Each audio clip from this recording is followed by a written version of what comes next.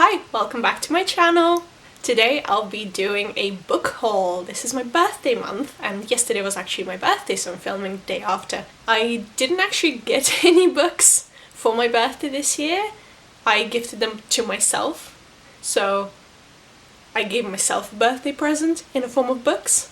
I would like to preface this book haul by saying that I consider myself a collector of books besides just a reader. I do this for a living. I've briefly dropped some hints in my previous video if you watched that, but I really enjoy having books around me.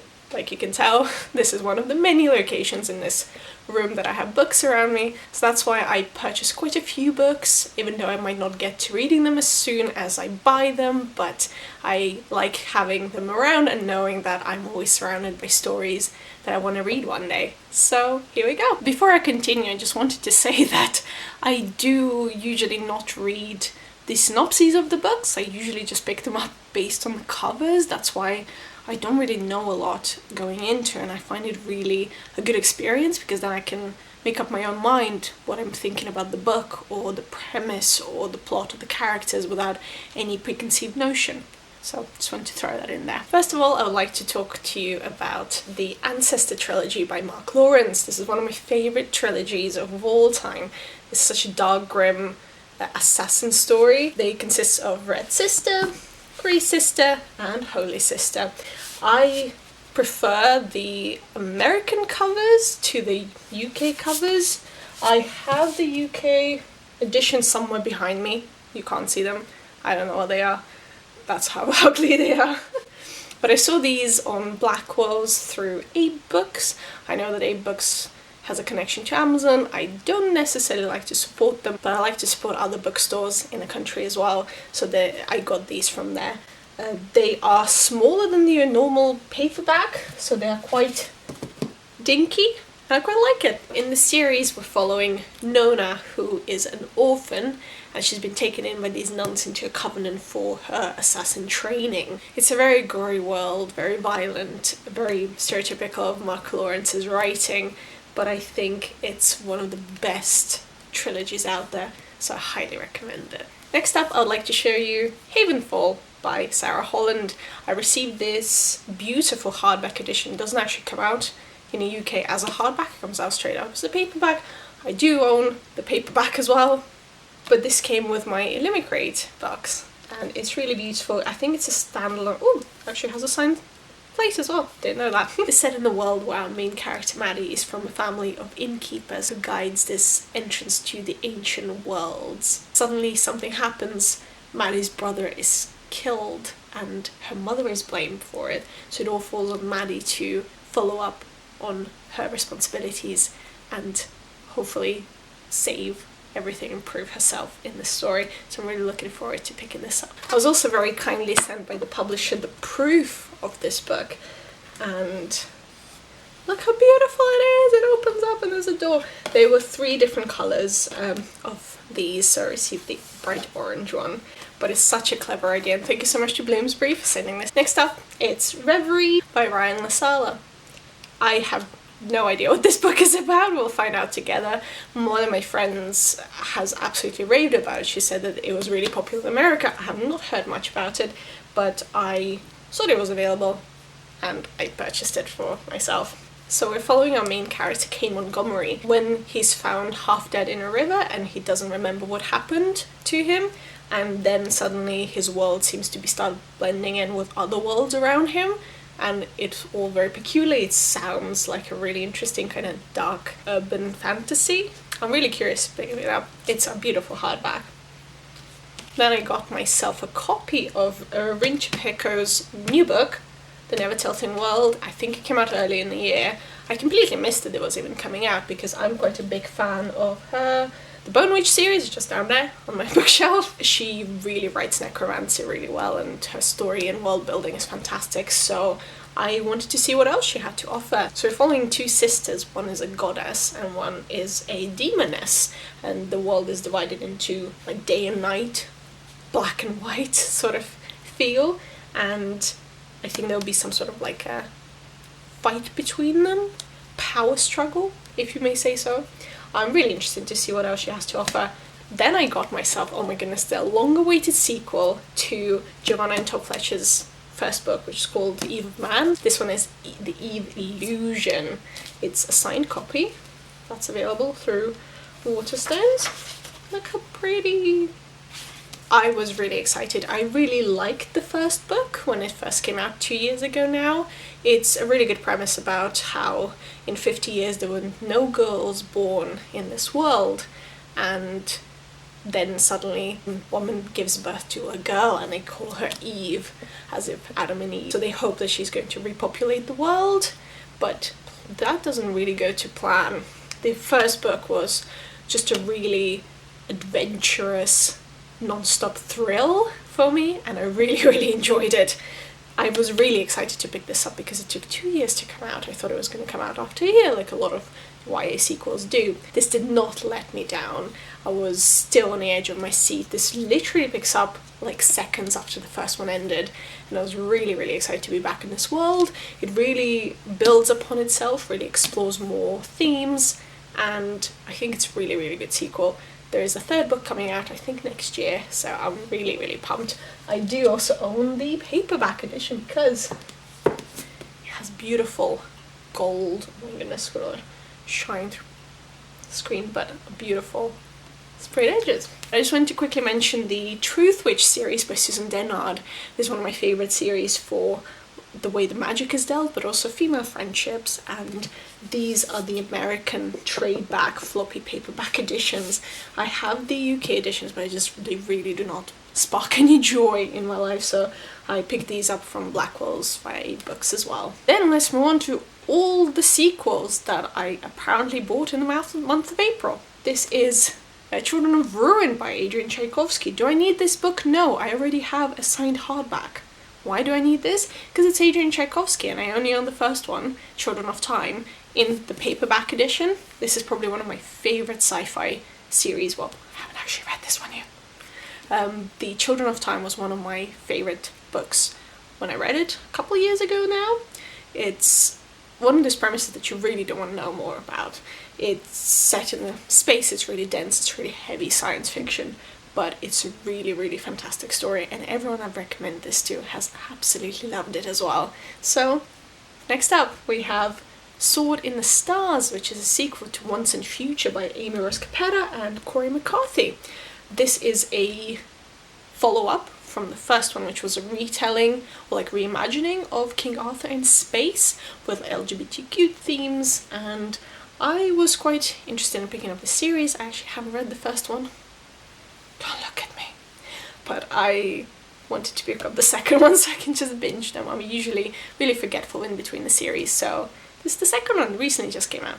Next up I have the paperback edition of To Be Taught If Fortunate by Becky Chambers, which is a quick novella set in the same world as her series Long Way to Small and Angry Planet, and it's just such a beautiful series, all focused on characters traveling through space.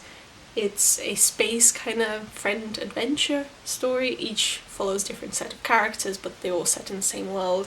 She's really, really good at creating a really phenomenal atmosphere, and as I am discovering more and more that I mostly prefer plot-driven books, I do enjoy her narratives and her characters. Her books are really diverse, which is also very important in this day and age. I've read this one already. I own it as a hardback as well, but I just wanted to support the author, and I have all the other ones as a paperback, so I purchased this one. And then I got myself Julie Kagawa's concluding book to the Shadow of the Fox series called Night of the Dragon. So I'm really excited to pick this up. This series is quite fantastic. It's inspired heavily by Japanese culture. First book called Shadow of the Fox. So in this story, 1,000 years ago, Kami Dragon was summoned to grant a single wish, and then this land was plunged into darkness and chaos. And now the history repeats, so anyone who holds a scroll can also ask for a new wish. Our main character Yumiko is raised by monks in this monastery, and she is actually half human, half kitsune, or fox. The place that she's staying in suddenly is destroyed, and she has to then go and almost revenge the death of everyone that she loved around her, and also fulfill the destiny It's a really, really great series, but I really, really enjoy the story, really fantastical, really imaginative, and really excited to pick up the third book and finish this trilogy. Of course I had to pick up Holy Sister as a paperback as well, for some reason. But I am just completing my collection, I guess. I will decide whether I prefer to keep these covers or the new ones that I showed you earlier, and maybe I'll be getting rid of these, but I'm not sure yet. We'll see.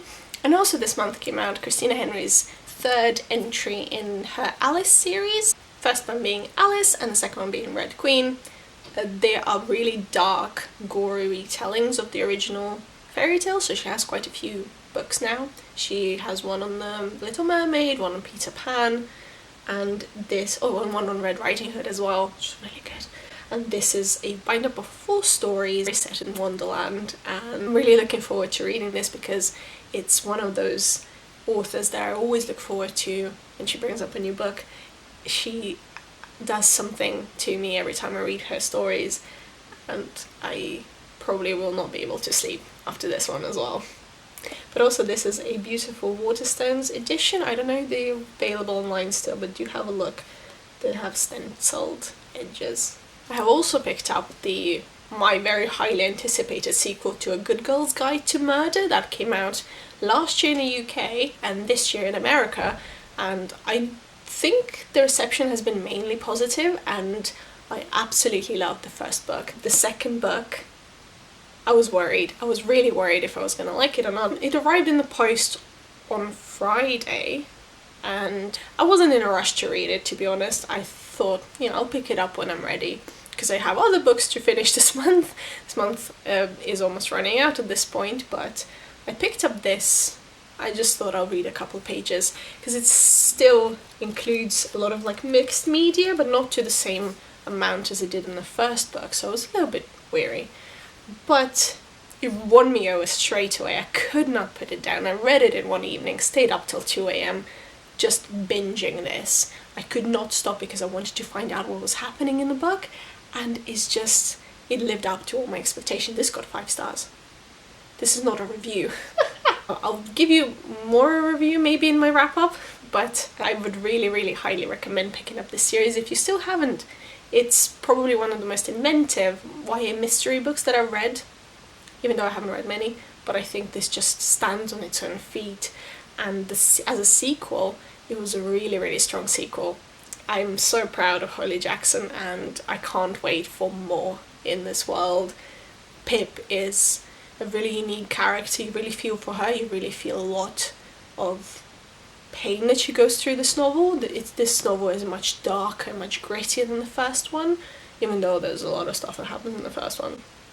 But I was really excited. I'm really happy that I picked it up. It's still available online. Then I picked up a sequel to Foundryside by Robert Jackson Bennett.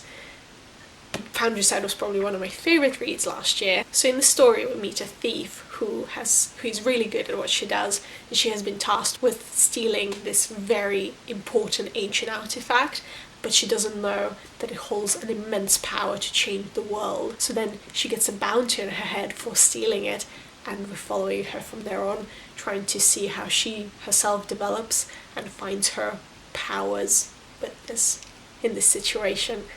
I found it really well written. I know a lot of people have the problem with Bennett's storytelling, that sometimes it's a bit unreliable or we jump in time a lot, but I really didn't mind. I think it's a different way of telling a story, and I'm really excited to see what happens. Another third book in the series. Do you see a theme here? Lost Acre by Andrew Caldecott. I don't know why I keep buying the paperbacks, because I own the series in the hardbacks and I really enjoyed it, but I guess it's for the spread edges. It's a really, really fun mystery, like a historical mystery fantasy novel set in this magical world where no one is allowed to know what happened to this town. We're following quite a large cast of characters. There's new people who are moving into rather weird, and they're trying to figure out what's happening around them or what is the real mystery behind it. It's a really quirky, different read. It's really full of that British humour that a lot of people may not understand, but it's really, really unique, really uniquely written. It has really dark themes, really fun, but also really quick reads. even though it seems like a chunker. I also picked up Imagine Me by Tahara Mafi. I think it's the 6th one in the series now. It was meant to be a trilogy, but it just kept growing and growing and growing, and here we are. I think I consider the series more of a guilty pleasure, almost. The first one focuses on our main character whose touch is lethal and she can't touch anyone, so when she meets this person she really falls in love with him, and there's obviously drama. It's more of a kind of dystopian sci-fi world. I understand people's problems with it. There's not much world building, the characters are quite basic, but I really like to read them, and I really appreciate Tahara Mafi's writing. I really enjoyed everything she's written so far. I don't know when I'll get to this, because I don't think I've read the previous one to this yet. But you see, I keep collecting them books, and I'll read them one day. And then I got The Cursed Sea by Lauren De Stefano. It's a sequel to The Glass Spare that came out a couple of years ago, I think. It's a really unique YA story. It's a little bit similar to the Winner's Curse series, but it's more fantastical. Our main character, Will, is a princess to this king, but she has been kept hidden all her life, serving as a spy for her father to keep the kingdom at bay and secure. But there is more to Will. She wants to discover the world and see what is happening outside of her kingdom. Unfortunately, she reveals that she has powers, and it's quite a deadly power. She can turn any human that she touches into a gemstone, which is such a cool different concept in my opinion. And then she has to go on the run because people are gonna be killing her. So we're following her trying to redeem herself in the story. So this is the sequel. I'm really excited to see what happens. I might need to brush up just a little bit on the ending of the first one, but I'm really curious to see what happens. So I think this is it. This concludes my book haul for April. I don't know how it's gonna go from now, considering we're still in lockdown. I'm not purchasing many books at the moment because obviously the financial reasons, but keep an eye out. I'll talk to you in my next video soon. Bye!